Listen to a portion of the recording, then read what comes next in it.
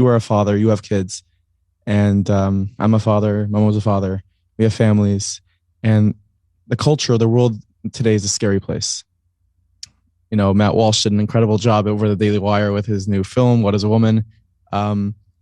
Keeping our homes sealed from the outside influences is a daily struggle. And I'm curious, in a hyper-focus example with you, being the personality that you are and how out there you are, how you're able to, besides for having a Ring doorbell, how you're able to seal the doors of your house and make sure these outside influences aren't getting to your kids. Like, I imagine you don't want your kids watching those woke TikToks, and you don't want them seeing these types of stuff. Well, how do you do that? And maybe how could others do that? Yeah, I mean, so number one, I really appreciate the product pitch right there. I couldn't have done that better myself. That was really solid. I did like three of them. No, like What is a Woman? Ring. Yeah, that was good. If you can sneak Birch Gold in here, then we'll have hit the trifecta. But that's very strong stuff. The market is crashing. The market is crashing. There's no better time to get Birch Gold. Exactly. So, you know, when it comes to sort of protecting my own kids, you know, one of the things that I love about the community we happen to live in is that it's a very tight-knit community.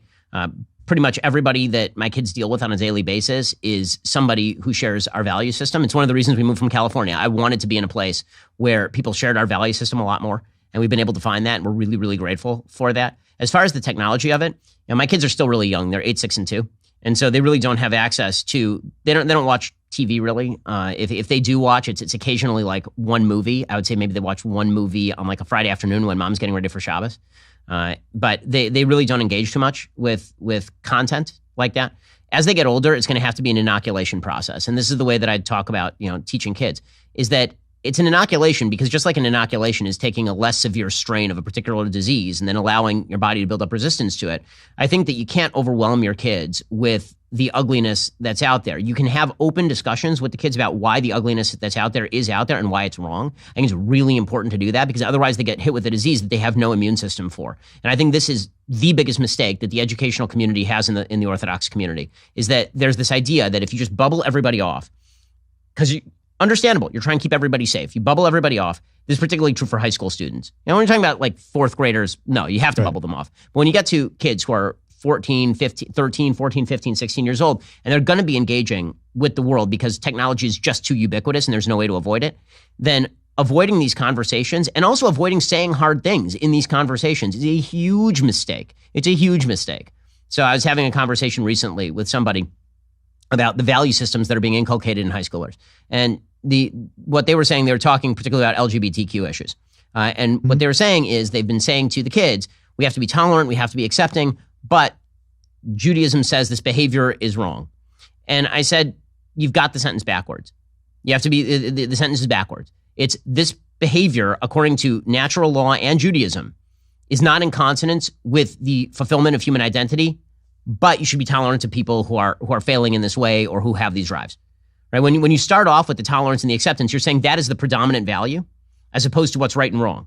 The right and wrong is the predominant value, and then the tolerance and acceptance can be built on that, right? I mean, it's din with mercy, right? You have to have justice, and then the mercy's on top of it. But if mercy is the predominant value, then justice can't exist. So you have to at least explain why things are right and wrong, and then you can get to also treat people well.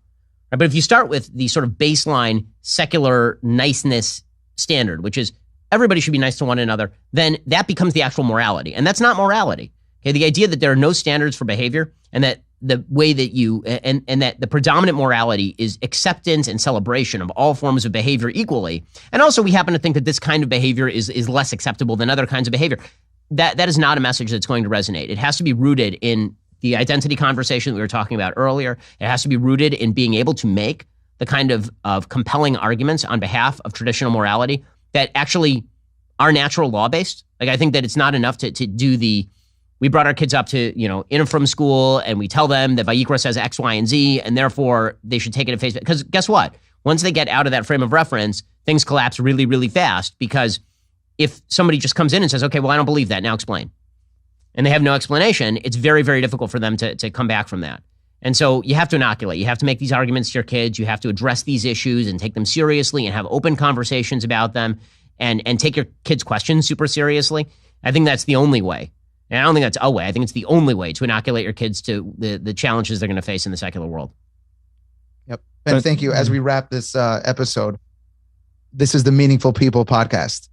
We're wondering, what is the most meaningful part of your week? The most meaningful part of my week is, believe it or not, typically during Shabbos, Shacharis, not the davening. It's typically Not yet. Not yet. We'll work on it. But tuned. I've been sitting next to my father in shul every week for my entire life. So when he moved to Florida, he moved here too. And so he and my mom are here. And so every Shabbos, he comes and he sits with me at shul, and my kids invariably escape the children's groups. And so I will end up with all three kids typically on my lap in the middle of davening, and my dad is over here, and across the mechitza where I'm never supposed to look is my mom and my wife. And it's, listen, that's what the generational, you feel the generational tradition, which is really what this is all about. You're a chain in a link of time. It didn't start with you. It's not going to end with you. So you better hold that. You better be a solid link in that chain, or the chain breaks. And when that happens, something inestimable is lost.